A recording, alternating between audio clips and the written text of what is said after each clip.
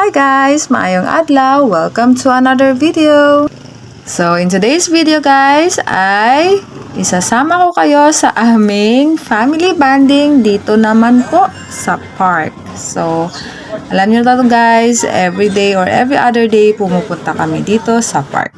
So, ayan guys, andito na tayo sa park. So, mag-start na yan si Tres, magtakbo-takbo dyan sa park. Then after that, meron kasi dyang parang banda na may mga drums at saka lyre. So ayan yung mga tunog na naririnig nyo sa video na yan. So ayan, baba na kami guys, kasama namin si Dada. So ito yung bonding namin na family dito sa park. So ayan. Anong ginagawa niya dyan?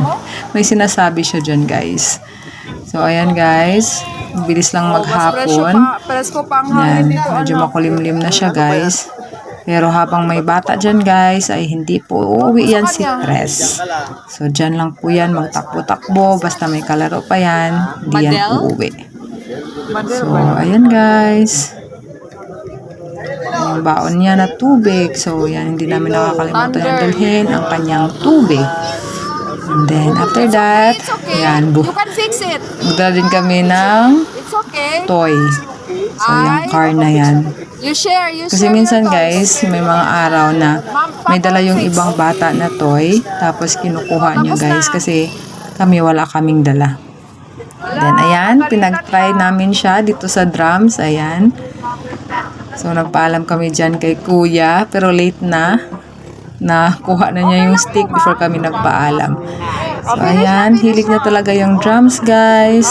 Piano, dancing. So, ayan. Ano ba mahilig sa music sa amin ni Dada? Parang si Dada naman. Mahilig kasi marunong din mag-guitar si Dada. So, ayan, baka nagmana kay Dada. Ayan, buti na lang na-experience nila yan. Kung ano ang sound pag tinatap yung drums. Ayan yung kalaro niya, si Madel ata yan. Ayan.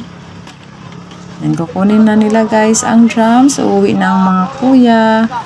Kasi nga, tingnan nyo naman, gabi na din yan guys. Siguro 5:45 na yan. Ayan guys. Tapos ako guys, ayan. Sinusundan ko si Tres kasi itong mga batang to guys, ayan, dumadaan dyan sa may bakal. And then, minsan, ginagaya yan ni Tres. Ano yan sa kabila? Kalsada. Baka masagasaan ng bata. So, ayan, sunod na sunod lang ako sa kanya. Kasi para mabantayan ko siya kung anong gagawin niya.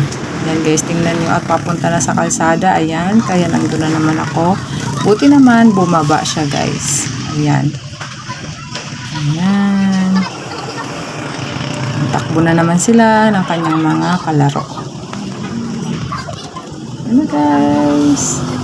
So, ito lang talaga yung park dito banda sa amin guys. Kaya ayan, halos araw-araw or every other day nandito kami. Kasi nga, dyan lang siya nakakatakbo. May kalaro. Tsaka hindi nagte-telepono. Ayan, pauwi na kami niyan guys. Ganda lang talaga tingnan guys. Na ayan, nagbabanding yung mag-ama. So, pagod na si Tres sa paglalaro. Kaya ayan, bababa na sa kanyang dada. So, that's it guys for today's video. Salamat sa inyong panonood. And see you on my next one. Bye-bye! God bless!